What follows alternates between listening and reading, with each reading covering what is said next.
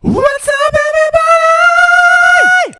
This is Dark Macek with Brutally Delicious, coming at you with a review of Nerv's brand new EP, Chaos. Okay, so brand new band for me, and I always love doing these because you go in with fresh ears and you're not expecting it to sound like the last album with better production. And somewhat unusually for me, this band is firmly in the rock genre. There were a couple moments I'll talk about that were sort of metal, but we're not anywhere near Blind Guardian right now. So, in a weird way, this band's sound is cathartic because they solve exactly what I did not like about most of the bands I would compare them to. That is, they sound like 2000s era rock bands, but the singer is really good. And I think that was my main hang-up with bands like, I don't know, Stained or Seether, was that the vocalist just never did it for me. I always assumed they were tuning really low because they couldn't find a tenor.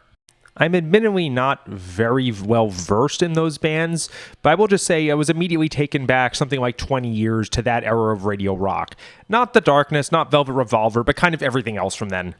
The production is outstanding. In fact, that was probably my favorite thing about that era, was they managed to make guitars sound bassy without sounding muddy. Huge guitars, huge drums, just really big sound, but also pretty dynamic. The band isn't firing on all cylinders at all times, so it makes the choruses that much bigger. And with that, let's talk about some songs. Lost. Really cool layering here. It's not just rhythms, meaning, rhythm guitar, bass, and drums, and vocals. There's a lot of changing beats, there's a lot of really cool vocal melodies, and there's just like a couple smallish lead guitar parts, things that make the whole thing pop. They clearly put some effort into their songwriting here. They could have come up with a couple progressions, strung them together, and said that's a song, but this was clearly meant as one cohesive unit and not as cookie cutter. Panic. So this is a nice metalish intro.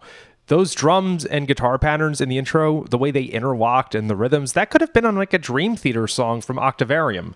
Maybe I was thinking of Panic Attack because of the title, but this was pretty heavy for a quote-unquote rock band.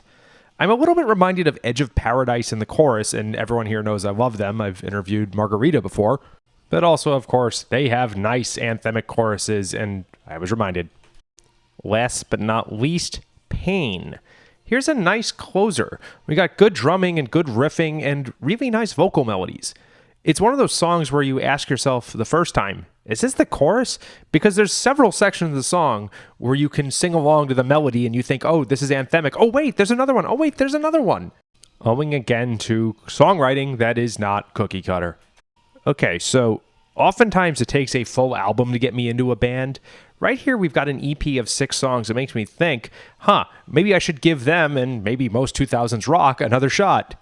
I admittedly checked out of the radio about 10-ish years ago. The last one I remember hearing and liking was Shut Up and Dance by Wake Up the Moon, was it?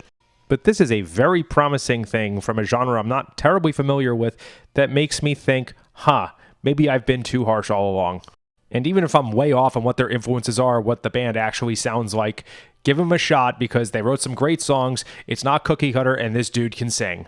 Thanks, guys. Rock on.